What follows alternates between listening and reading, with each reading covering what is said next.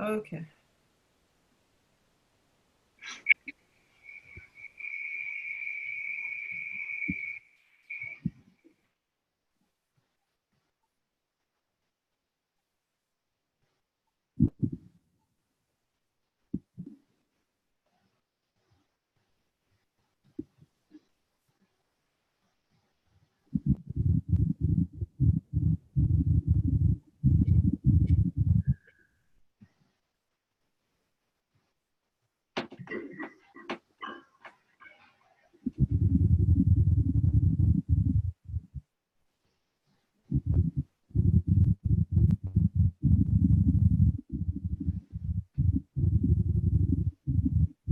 I've got pain in my left arm. I assume what you're going to tell me is mantra, mantra, mantra, Well, then you right? only have to experience the pain once. It's not this constant, like Maharaj talks about the dogs barking. Dogs will bark, but it's when the dogs start barking in your mind that that causes the irritation. The dog seemingly won't stop barking.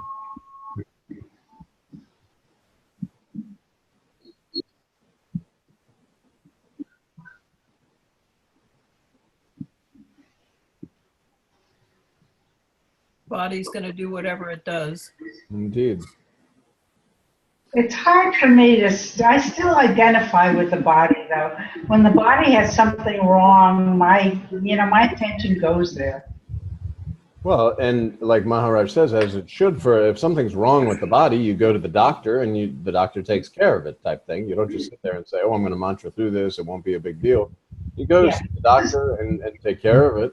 But while in the whole process, you just mantra, mantra, mantra. Just keep that mantra. Keep attention on the selfless self. Keep that attention. Keep that attention. And then whatever's happening is happening, but it's not happening to you. There's no you in it. You remain totally, completely formless without the ideas, the concepts, and beliefs stirring up. I am somebody else. This is happening to me. Because this is happening to me, how is it going to affect my future? How is it going to affect this? What will happen to me if this continues in this way? What if my arm is, if there's a tumor in my arm or some kind of thing like this? All of this train of thought is nothing is actually happening. It's all happening in this mind-created illusion.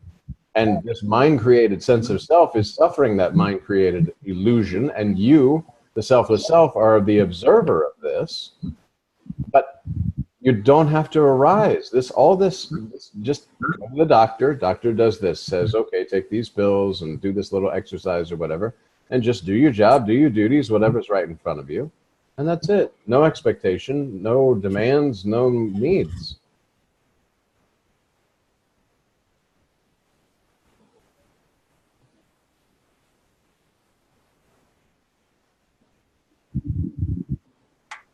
Oh,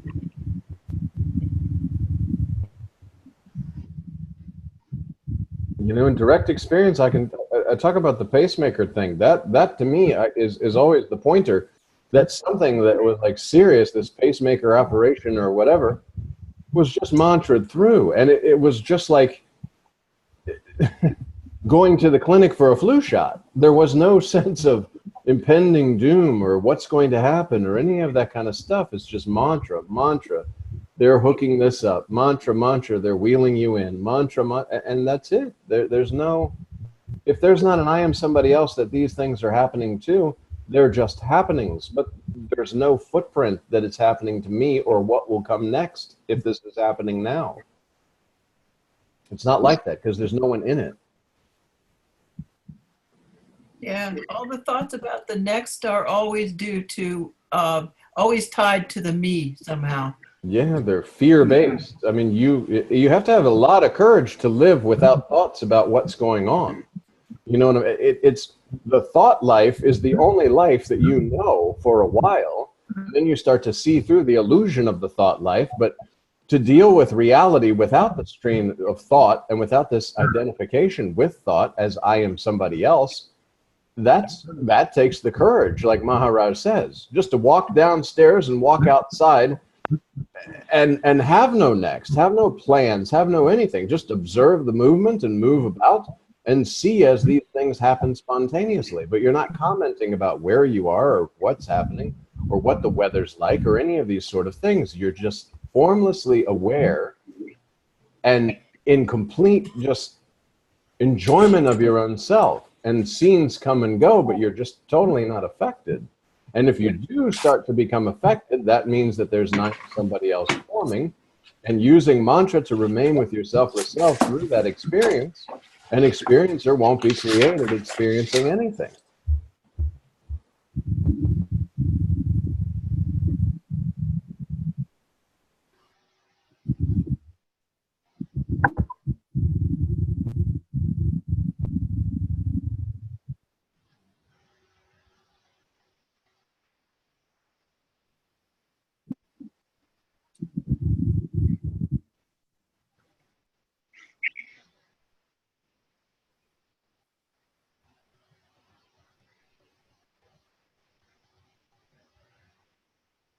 You know, I've had, you know, whenever I've heard the fact that, you know, like we are not in the world is in us. You know, I've always tried to sort of understand that. And yesterday when I was sitting in the doctor's office, you know, it just became, there was just feeling that everything was simply consciousness, and that everything, you know, everything that I was seeing, thinking, you know, looking at, everything was just simply that. And including myself, it was like, so it was just a sense that I was beyond that, maybe the pure consciousness or the presence, simply witnessing that, including myself in the scene too. So, Yeah.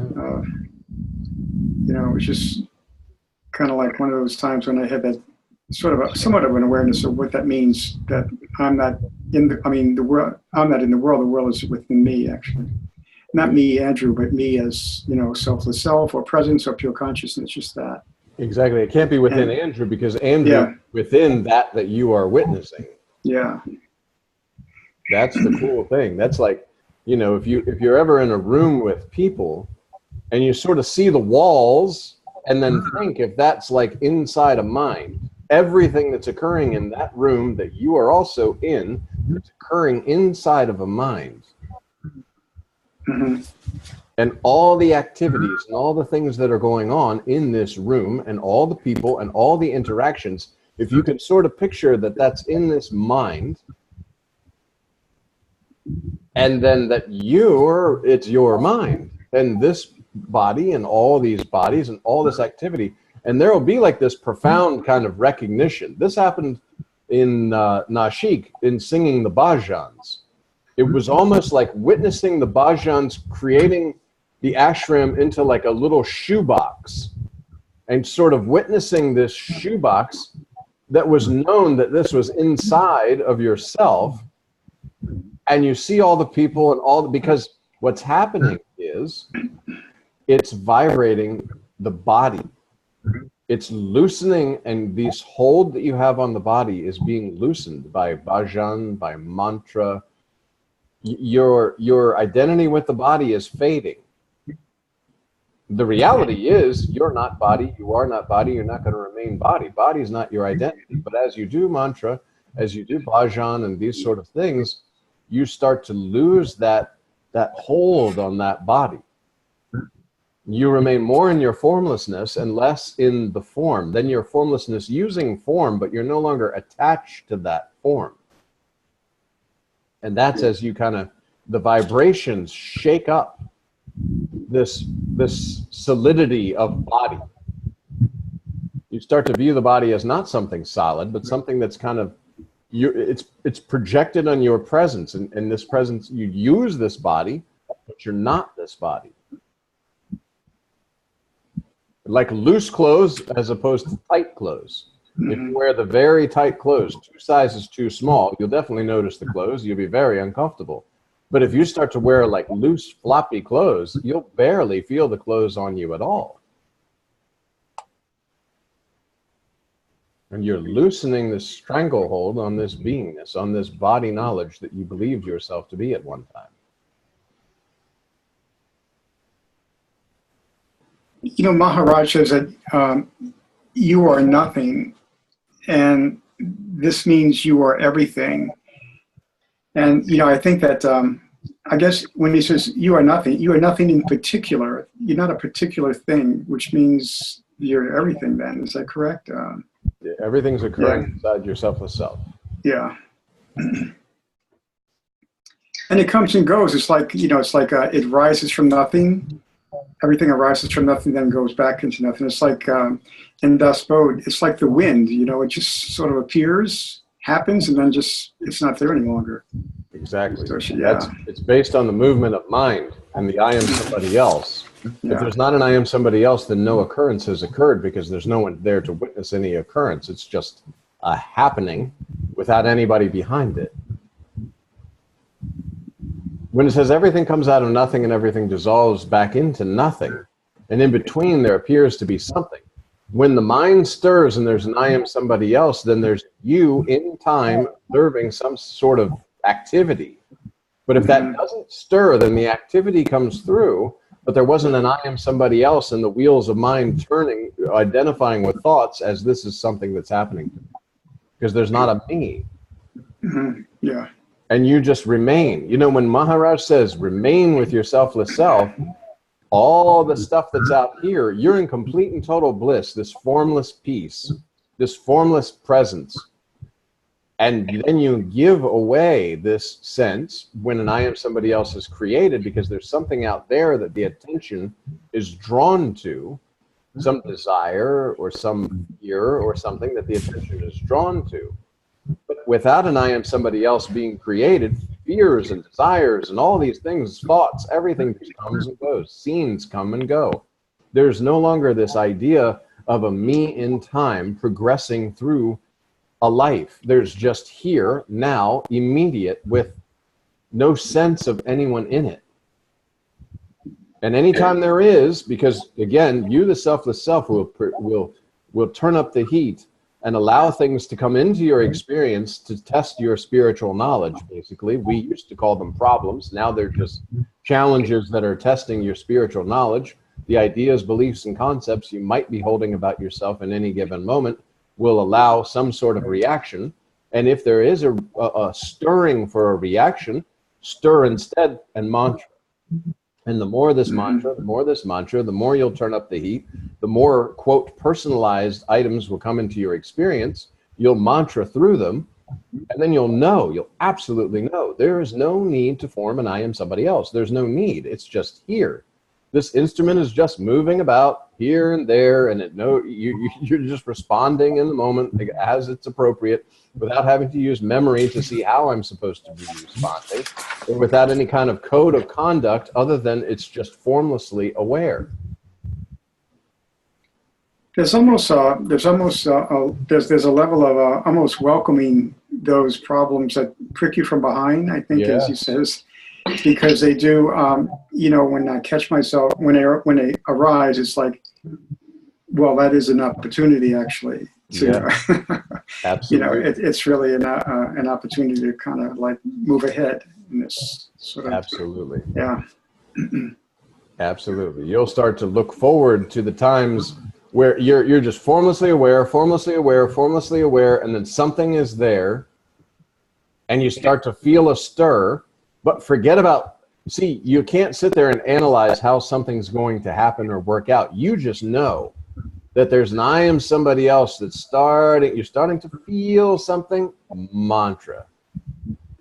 Before even the scene is set.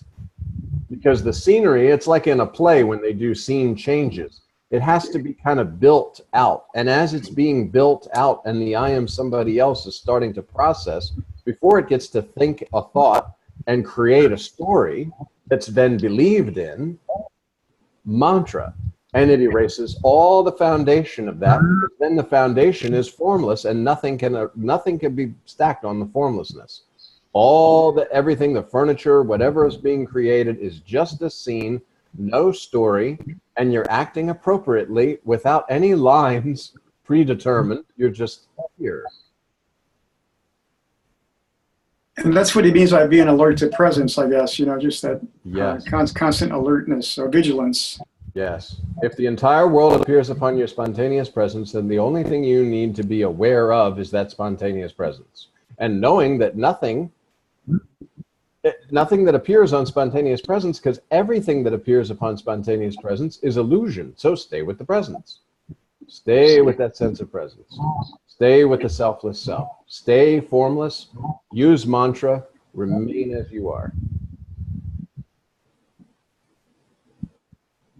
Because you're that anyway. It's just these ripples that create these identification with a thought, and then the thought creates a story, and then you believe in the story, and then feelings come in which kind of help to build the story up and make it a little more real.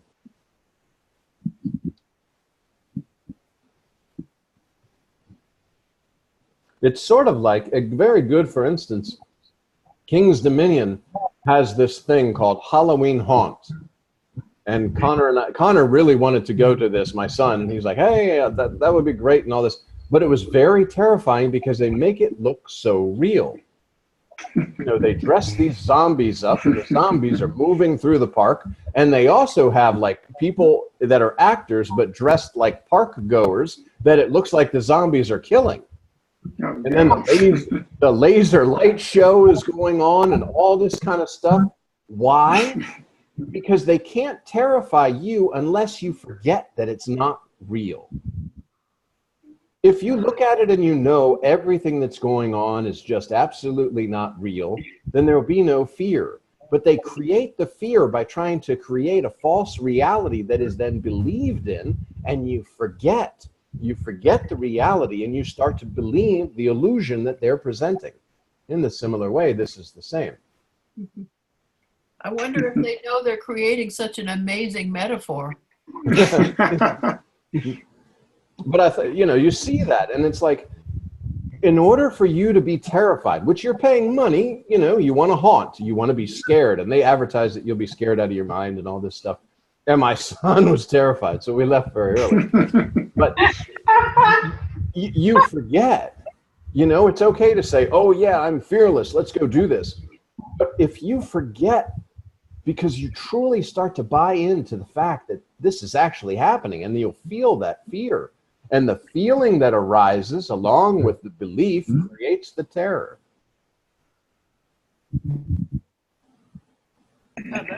That's interesting. That's a good point. Keeping in mind that it's always illusion that appears on presence. Exactly. That's really very important. Exactly. It's almost, the Wizard of Oz, when Dorothy, I think Auntie M, I think it is, when Dorothy wakes up from her dream, she says, Dorothy, you've always been home. Yeah, exactly. Exactly. Exactly. And you can't have a fear of death if there's not an I am somebody else that's in it. And as you know yourself in a real sense, death does not make sense. It just doesn't. It's like, okay, this form drops. And this form was being used by a formless energy. There was never an I am somebody else in it, a formless energy. Like when a light bulb blows out, is it dead? No. There was power, there's no power. There's power, there's no power. There was never anything there. And in the larger sense, selfless self from which the projector is projecting on the screen of mind, and again, the theater burns down and all the beingness that's in the rows of the theater is burned down. The projector is still projecting.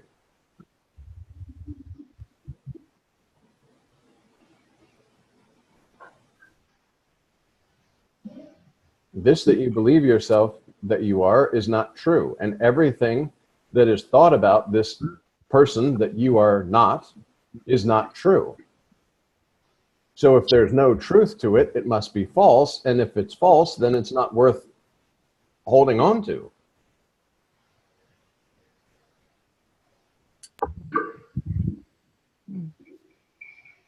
So you can use this body, do your job, do your duties, do whatever's right in front of you, without expectation, without anything, just using the body as an instrument and remaining formless, in form.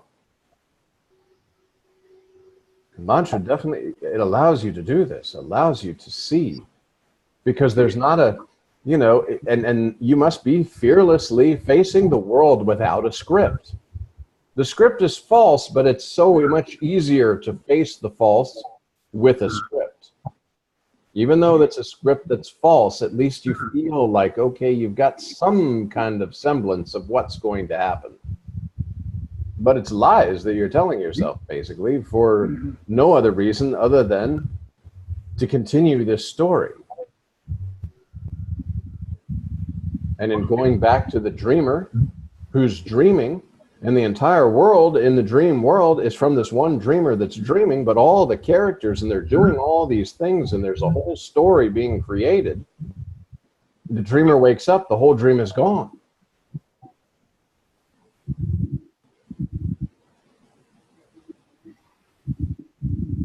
And truly, it's a lot nicer when you're acting universally and you stop acting individually and selfishly and all this, because it's only happening in the mind anyway. And you'll get to see the reality and live the reality. That's the wonderful thing, is that you're living the reality without being in it. It all ties into the no doer, you know, because we were talking about this last week a little bit about you can't pull yourself out of the totality and say, okay, I'm going to run this particular piece of it. And, you know, this is, you know, you just can't. So the whole idea that there's just no, well, there's no independent person inside and there's nobody in control. I think all this sort of speaks to the idea of control, you know, because we all, the scariness is that, hey, I'm not in control here. Indeed. Because there isn't anybody to be in control. Well, you want to assume that an action is going to create some sort of reaction or some sort of something. You're trying to create something by performing an action, rather than just having the action spontaneously arising in the moment, doing whatever's in front of you 100% to your ability, and then just letting it go.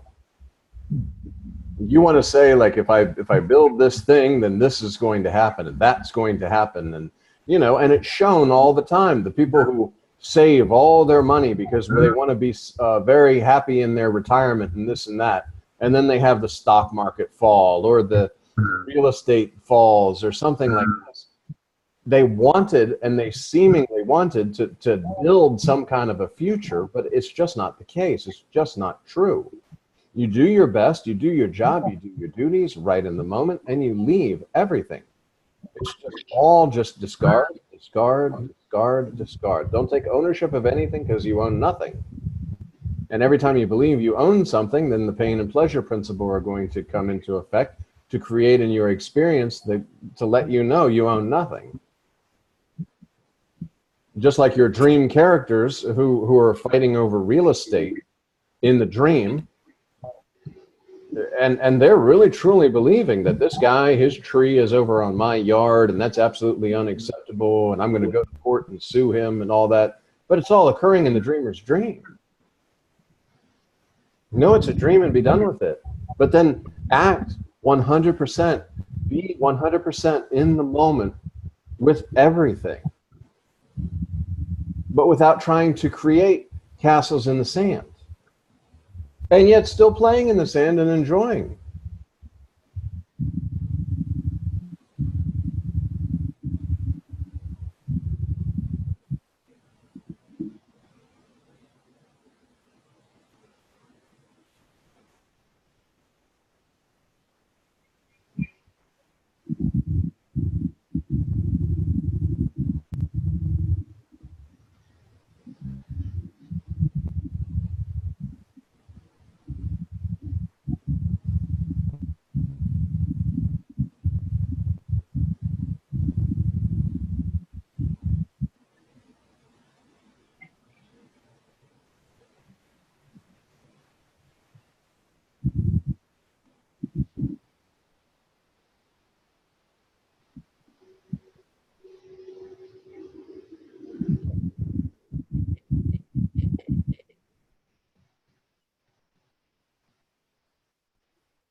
You know, there's one sentence that Maharaj says, that really, you know, I find it very powerful. He says, reality has nothing to do with anything. just nothing to do with anything. It's just kind of like talking about our, you know, like a clearing of the viruses right there. It's just, you know, it just.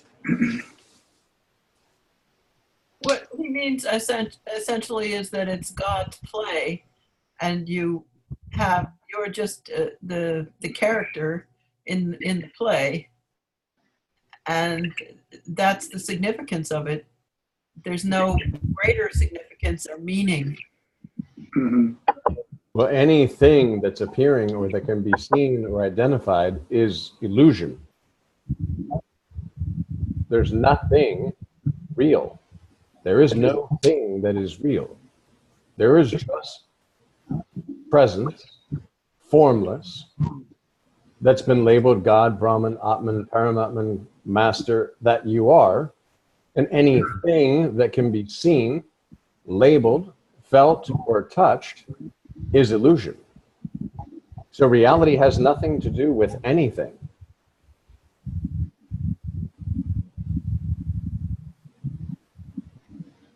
All the things that are appearing and the stories that are created through the mind that you're believing in are absolutely illusion.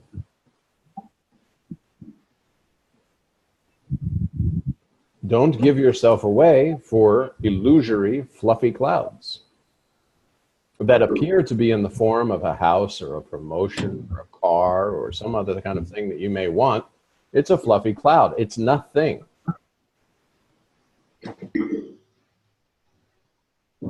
In reality, in the illusion, in the appearance, it appears to be something.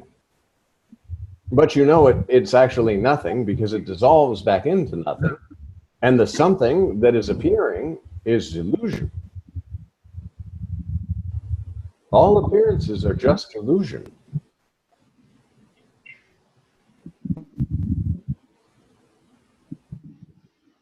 And any time that, like we just talked about with the scare or the haunt, anytime that you start to believe in the things that you're seeing, and that somehow the illusion, you can get something out of it, or there is some way of some kind of thing that you desire in the illusion, you have forgotten that it is illusion, and you just need to remind yourself with mantra, refresh your memories, that you have no memories and there is nothing that you desire, and there is nothing except your selfless self. There's no God, no Brahman, no Paramatman, no Master.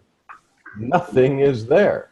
Anything that's appearing to be there is absolutely illusion and can be discarded through mantra. You know, I think Nisargadatta Maharaj says that in order to remain in illusion, you have to be able to make gold out of sand or out of sawdust or out of mud or something like that, because that's what it is. You're creating all these things that are being desired or things that are needed, and they're just nothing. It's only your belief that creates this semblance of something that's wanted or needed. And going back to the root cause of all of that, the root cause of illusion is I am somebody else. And when that I am, just the pure presence, is the feeling, and it's not labeled, and it's not taking credit of I am somebody else doing something, then you remain as the I am, remain with your selfless self, remain formlessly aware, and know that everything that's appearing on that sense of awareness, on that sense of presence, is illusion. No matter if the mind says, "Oh, I really want this." You know, it should be that even if somebody said, "This is the winning lottery ticket. Scratch off here and you'll win the lottery. But no more mantra for you. Forget about all this spirituality stuff. Let's go and be a billionaire." That you should immediately say, "No, thank you. I think I'll remain with the reality rather than a glimmery, shiny illusion that's going to be looking so real and feeling so real, but it's absolutely not the reality." Like, again, the example, that guy in the Matrix, when he was sitting there and he was saying, listen, you know, I don't like the reality. It's terrible. I want you to put me back in the illusion, but I want to be somebody rich. I want to have lots of, I want to be famous. He says, I don't want to remember anything about the reality. That's what we do basically every day of, okay, you know, I'm doing this spirituality, I'm doing this mantra, but then this very serious thing is happening in my life and I need to pay attention to that. No, by paying attention to mantra, this very supposed serious thing that is illusion comes and goes, but you remain as you are, the one that doesn't come and go, that everything can come and go in front of, that doesn't need to come and go. No matter what the situation is, it's been put there so that you will use mantra. As Maharaj says, you must have complete faith in the master. Master is not in form. Master is formless master who's appearing to you in form and speaking to you, the selfless self, as the selfless self, and saying, use this mantra and be free, without any concept of or ideas of freedom, just formlessly aware.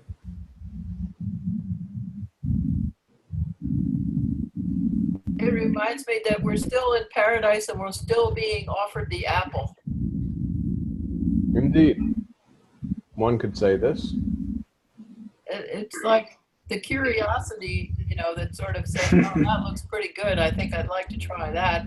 And then trying to say, well, you know, I want to have my cake and eat it too. You know, I want to have a blast out there and, you know, spend all this money. And then I also want to, you know, go to heaven. Exactly. Exactly. It doesn't seem to work that way.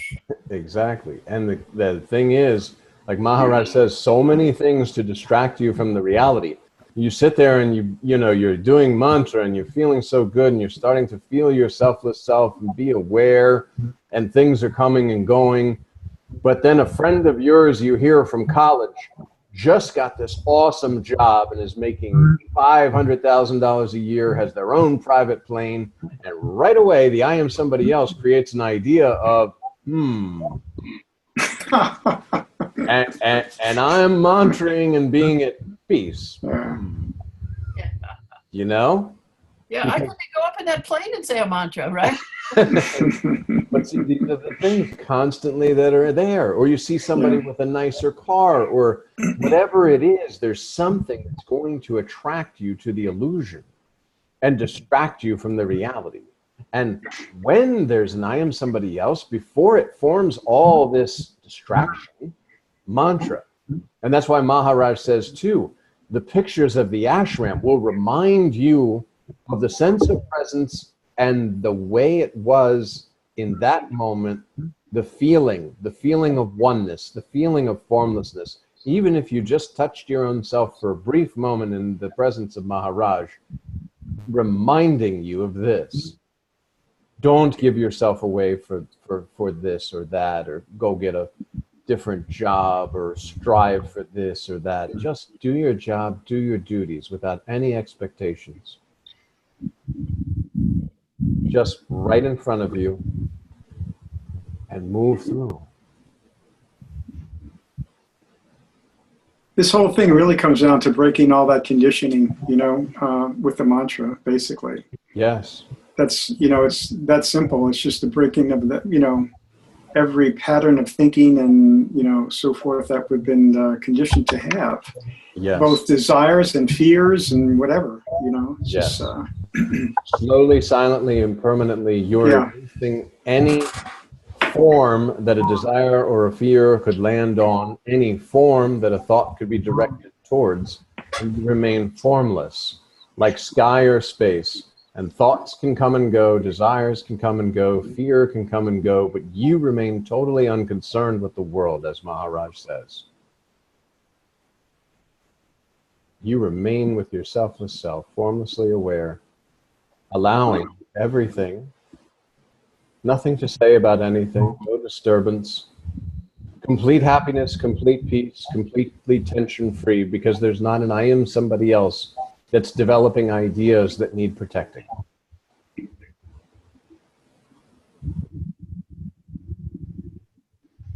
Yeah, it seems like that sense of peace that comes has to be more attractive somehow. You have to get drawn into that so that you have the strength to say no to all of the distractions.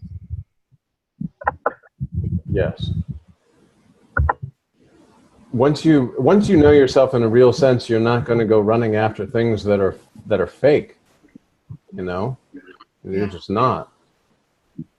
And you want to remain with yourself, and you know that you can remain with yourself through mantra. And the more you remain with yourself through mantra, the more you're going to see that everything is just coming and going, and there's no need for me to form somebody being in this something. And this body identity, this body knowledge, they just start to dissolve because they're not you. They're all additions, your spontaneous presence that are not needed. And mantra allows you to discard all of this because it's seen as not needed. Beingness and world are not needed.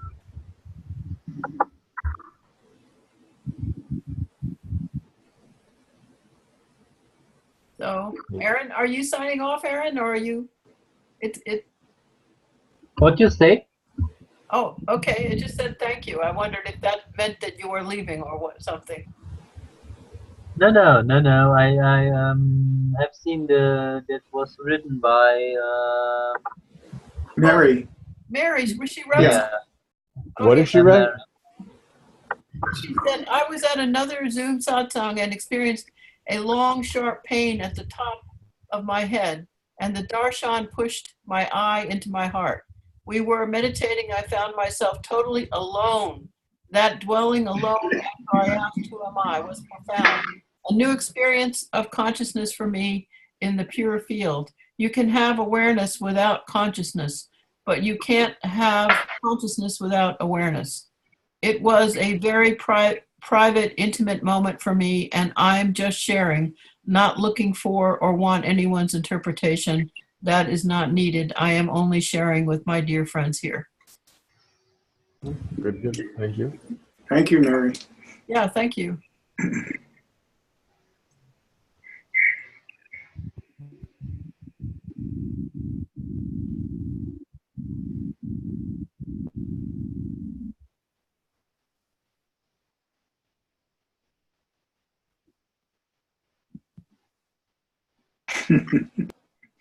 Great.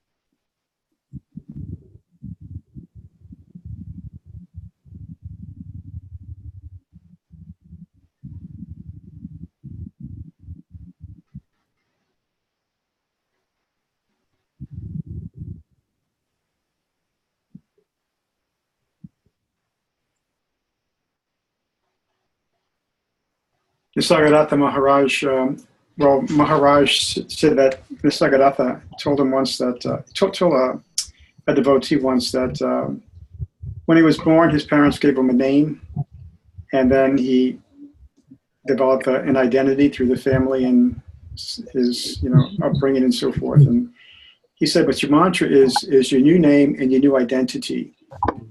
And I thought the way that he put that was really helpful. Just your real name is that mantra. Your real identity is what that mantra signifies. Yes. And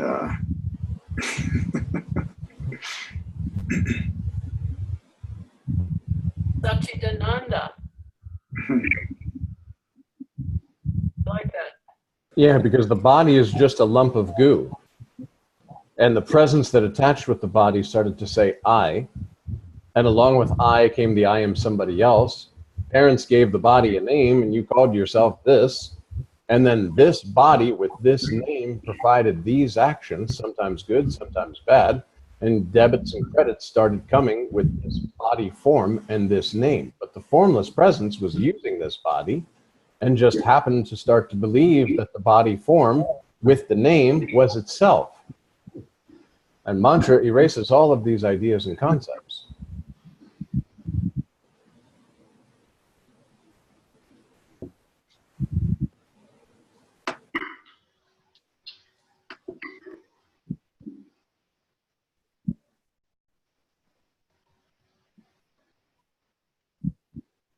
You know, all these bodies are just lumps of flesh, bones, and blood, animate, because as soon as presence leaves the body, it's a useless thing. The only reason the body has any value at all is the presence that's in this body, that's moving this body, that's speaking through this body, that's allowing hearing and talking and seeing.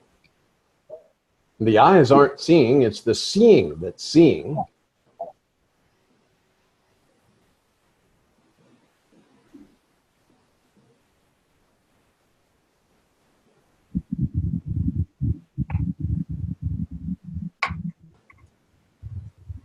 And Nisargadatta Maharaj talks about in the womb, this body was being formed, the 5 elements. That's all this body is a conglomeration of these 5 elements in this goo that in the womb is being formed, and blood vessels are being formed, and muscles are being formed, and all this is being formed for this body, this empty instrument. That presence is there only in the sense that it's that dynamic, energetic movement, but without any identification in that movement or with a form that's moving. It's just there. It's dormant, as Maharaj talks about. When that presence then is entered out into the world and is moving this form, that the dormant I am, this sense of myself, this me as a separate autonomous thing, I identify and see something other, mother or whatever, and it labels this body, and then all the activities and all this I am somebody else wheel starts to turn. I am somebody, and this is mom, and this is dad, and this is food. All as the world is relating to the me that I believe myself to be, and I continue to acquire things, and as I grow older, I want to acquire more and more and more things for this body that I believe I am. And then the terror comes in of, if I'm this body and I see other bodies die, things die, that's not good. Because I forget. And mantra is refreshing these memories. I was not body, I am not body, I'm not going to remain body. Body is not my identity at all. My identity is Brahman, Atman, Paramatman, God, Master. Those are labels of what I am or who I am. But even that is just labels upon the spontaneous presence. And the sense of presence that I'm the knower of through body form is myself.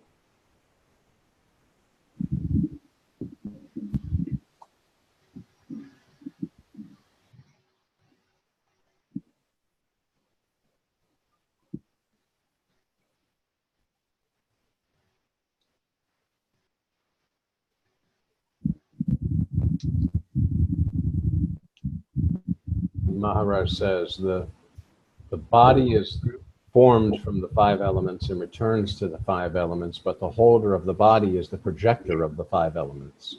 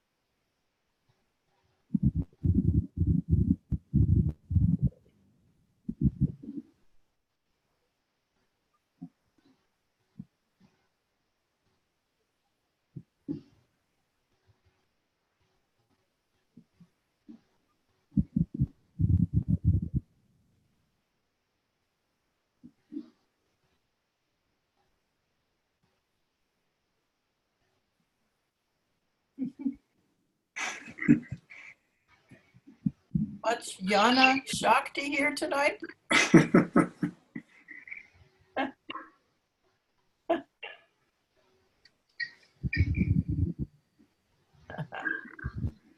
Yeah.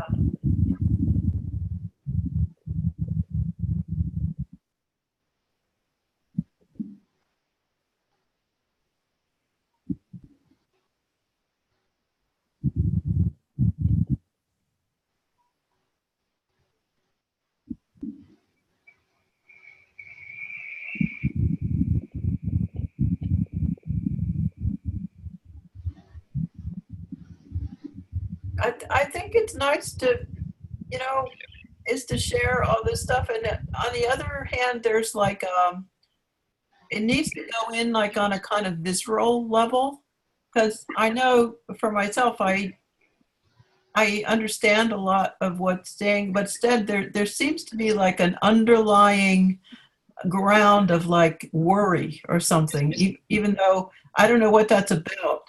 But there's like, I guess it must be the identification, because that could be the only source of worry. You know, there's just this body worrying about what could happen to the body. And I guess it's just a matter of exposing and doing more mantra, whatever, to cut through this underlying sense of unease or something like that. Well, the sense of unease can be there. Just don't identify with it or create a story behind it. And Yeah. the root cause of any worry is I am somebody else. Mantra erases that root cause. Because plucking leaves off a tree, the trunk still remains, more leaves will grow back. But uprooting a tree, it grows no more. Right. Yeah, that's what it feels like, is sort of uprooting of something, but it doesn't happen immediately. That's the spontaneous conviction. The more the mantra goes, it's like the tree being pulled by the roots, and it's pulling and pulling and pulling, and the mantra, and then pop. And that's the spontaneous conviction.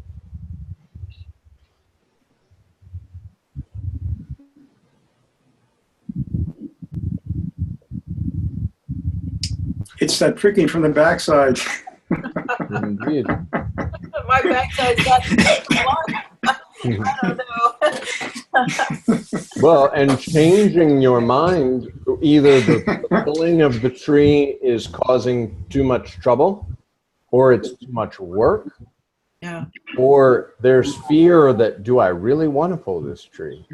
What happens when this tree, when this I am somebody else is completely obliterated? Am I going to be able to live life without the story? Yeah. Without the I am somebody else? There's a lot of fear. Yeah. Because living as your formless nature, every moment is appearing spontaneously. All actions are spontaneous. The story's gone.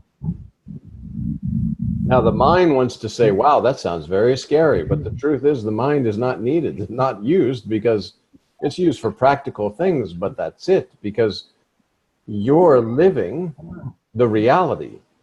Without the story of you, there can't be other.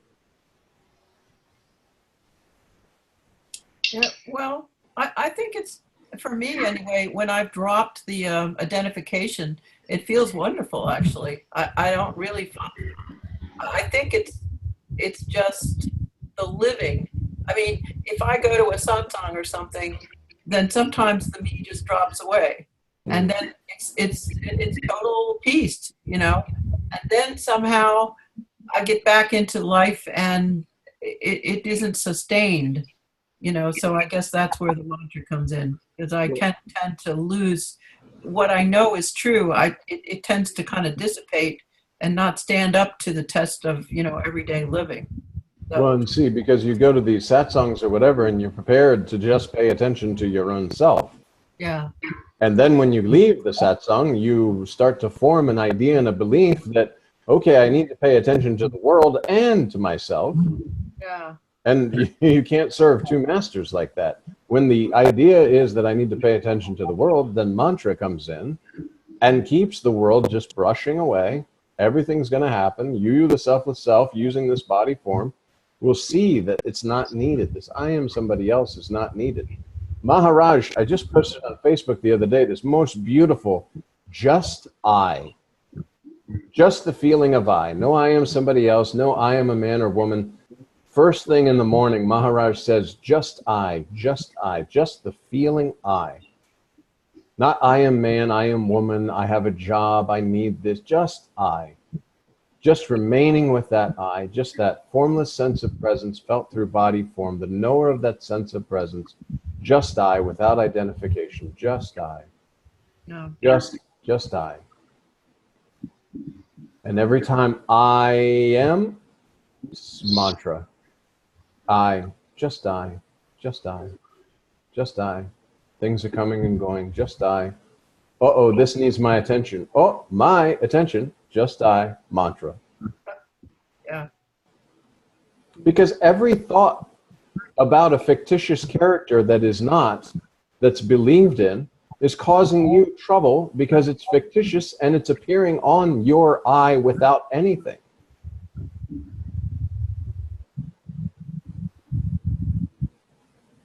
So easy to get kind of sucked into it. And mantra. Every time you're saying it's easy to get sucked into it, it's because you're creating in your experience a chance for you to use mantra, but you're, instead of using mantra, you're thinking that you need to do something and then try to mantra. Like, okay, this thing is appearing in front of me, let me fix it, and in the process, while I'm starting to fix it, then I'll mantra through it. But no, it's something is arising, mantra. And then you just mantra through the experience without forming an experiencer. There's no experience, no experiencer, no footprint, no memory, no needing to worry about future or thinking about how things have been in the past, because you just mantra. Just concentrate on mantra. I think it's a very good point, actually. You know, like we tend to serve two masters. Yes. Because we don't have the courage.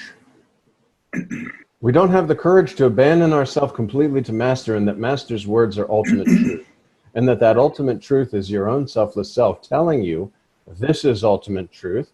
And except your selfless self, there's no God, no Brahman, no Atman, no Paramatman, no master, nothing is there. So remain with your selfless self.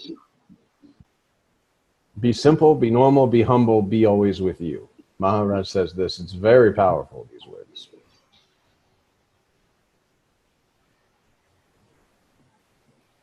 It's like you feel like you just like to spend your life in the ashram doing that, but that's not really possible. You know, Well, because it seems so easy when you're in that environment. then keep that. And as the distractions that try to distract you from the reality, you remain with your selfless self and you've never left the ashram. Yeah. Yeah, that's true. The ashram is not really a physical place. That's correct. Yeah. Yeah. Ashram is you without you. And whenever there's a you that starts to pop its ugly head, mantra through it. Yeah.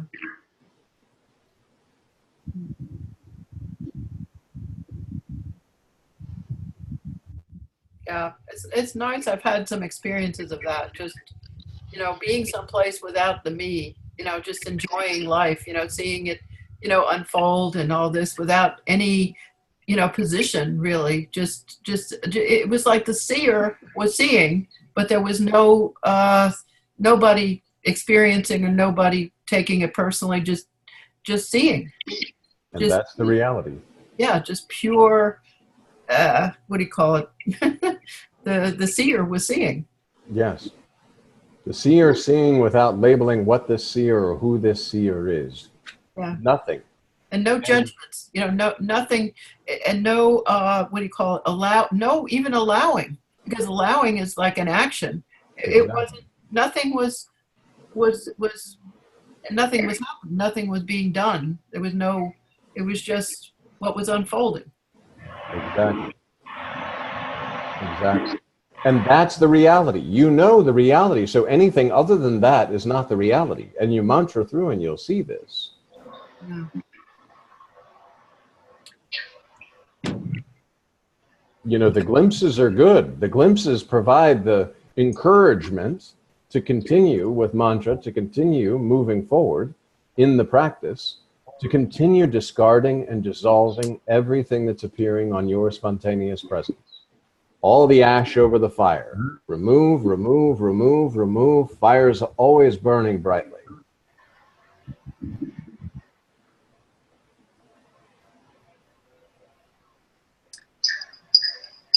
Just to reiterate, I think, I'm still thinking about that, the two masters. I think there's a text in scripture where Jesus says you can't serve two masters. And, just what you said, like, instead of putting a task first, I got to do this, and, thinking through that, and then doing the mantra while you're doing that, do the mantra first. I mean, it's like, yes, it is a challenge to do that because, your tendency is to, you get worried, I got to do this, I got to do that, and so forth. And so I got a job to do, and so forth and so forth. But as you said, if it's not true, if it's just an appearance, then you better stick with the real master. and that's why Maharaj says, Master says you are Brahman, behave like Brahman. If you are all of everything, would you have fear when something arises on your spontaneous presence? No, you remain with yourself. Master says you are Brahman, behave like Brahman. Be fearless. Because you won't have any fear, because no fear can stick to anything if you're nothing. And mantra allows you to remain completely formless, using form without any ideas or beliefs or concepts. And yes, you can't serve the world and serve the master. And master has told you, you're Brahman. Behave like Brahman.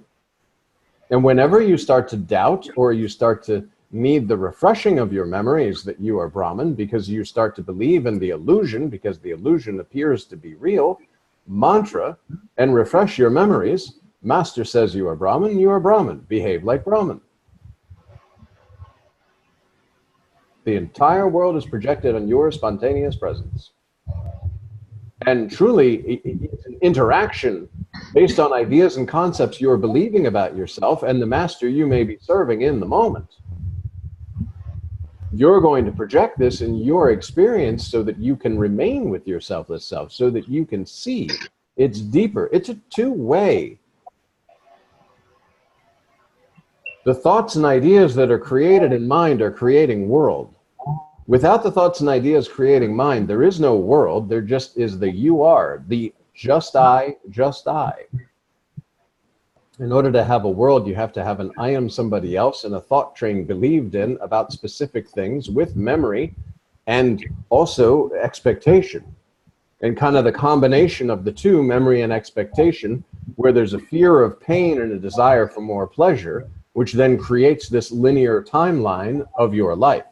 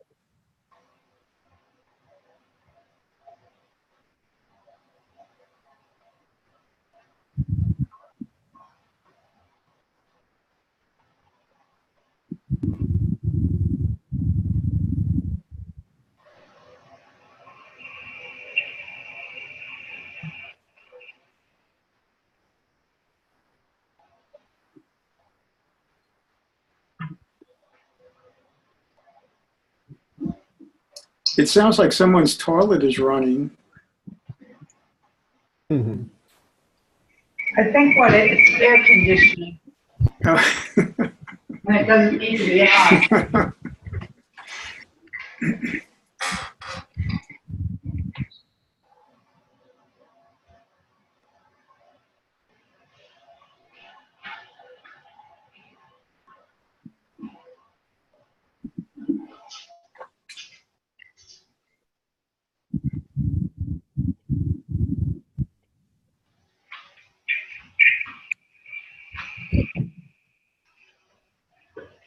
Fixed.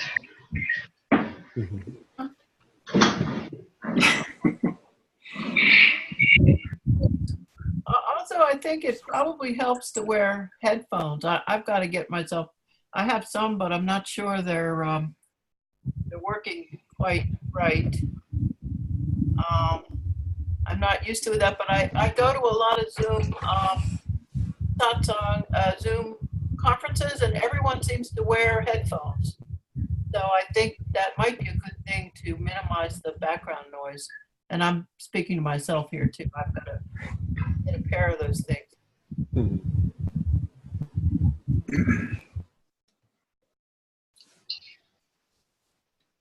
Yeah, now it's quiet.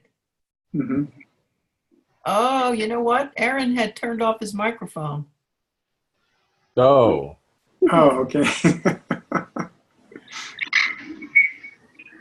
Maybe it's just, I don't know how these things work electronically. Yeah, it is quiet. Yeah, I think that the headphones somehow, they screen out the background noise. So, yeah, I think like this microphone only opens when they're speaking. yeah, that's the way the Zoom works. When somebody's Mhm. speaking, even if you're clearing your throat, it'll go to your picture. Right. And if it's hearing anything like it was going to Aaron because it heard something, and so it didn't know if he was going to speak or not, so it put the camera on. Right. Yeah, so you know, Andrew just cleared his throat, so it put it on him because it thinks you're gonna talk. Earbuds with a mic. Okay. Mary's just wrote something. Yeah, these earbuds are better than the wireless Bluetooth ones because I heard last week's recording, or not last week, but the week before that with the Bluetooth, and it was like Yeah, just terrible. So hopefully this one's better with just the Mhm. headphones and no Bluetooth.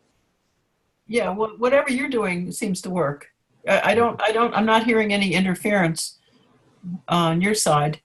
But the last time we did a recording, when I was speaking, you could tell like it was on a Bluetooth. It was like Yes, I wondered about that. I wondered what it sounded like, a little bit of an echo chamber. exactly. So Yeah. I'm hoping that this is better this time with just regular earphones and not Bluetooth. Yeah, it is better because I Good, can hear you much clearer. good, good. I Yeah. didn't know whether to say something last time. I didn't know what. Oh yeah, please do. If you can't hear, No, definitely but just I like, could hey. hear you, but it was slightly. It wasn't the usual quality. Right, right. Yeah. Yeah. Well, technology Indeed. allows us to do this to begin with, which is kind of amazing. Yes. Yeah. So.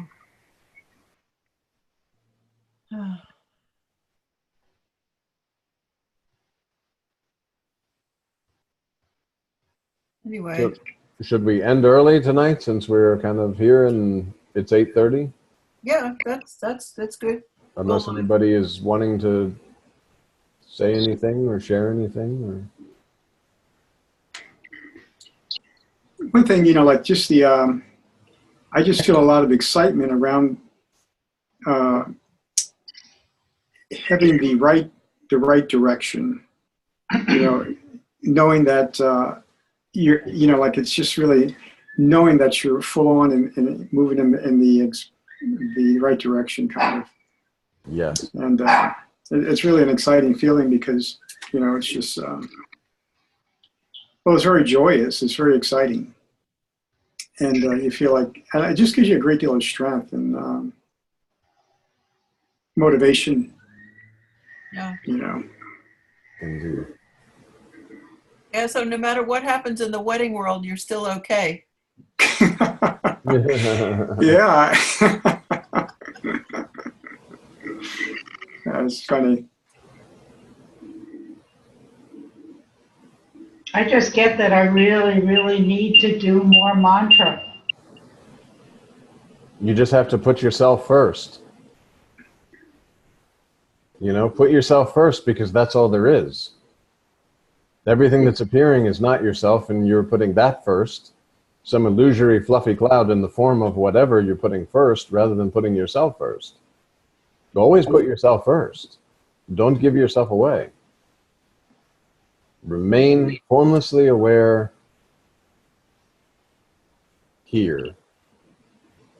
And anytime a form starts to form, mantra. I see where Mary wants to have a silent meditation for 5 minutes. Do we want to do that?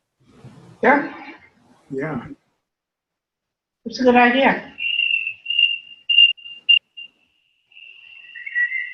Okay.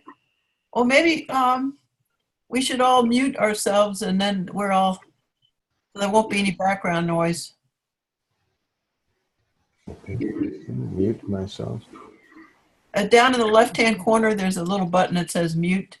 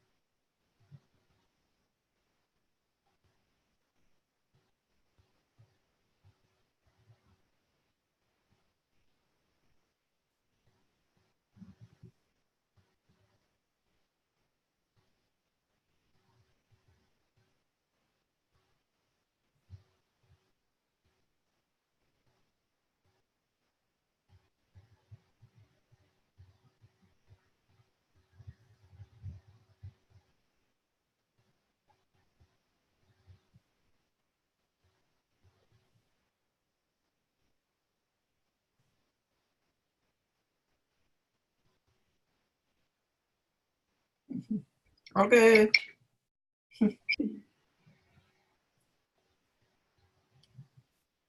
Can turn it on. Unmute. Okay. Okay. Yeah. You know what we could do in the future is you can look at the pictures on the top, and if I'm unmuted, that means the rest of you can be unmuted, you know, because I can't, there's no way to make a sound, you know what I mean? Mm-hmm. But Yeah. I can press my button and you can see it at the top if it's muted. Anyway. Okay. All right. Well, good. Thank you, and we'll see you Thank next you. time. And come Yes, back, indeed. Erin. I hope you come back. You have Aaron, Yeah, company. I will do. there's a good presence here. Thank Yeah. you. Nice to have you Good come. remembering. Thank you, Jen. Good, Okay. good. Good night, everybody. Thank you all. Yeah. Thank you. Thank you. Bye. Thank you, Mary. Okay. Thank you, Andrew. Thank you, John. Thank you, everybody. Trish, Erin. Mary. Okay, next week. Bye-bye. Bye. All right, thanks. See you. Bye bye.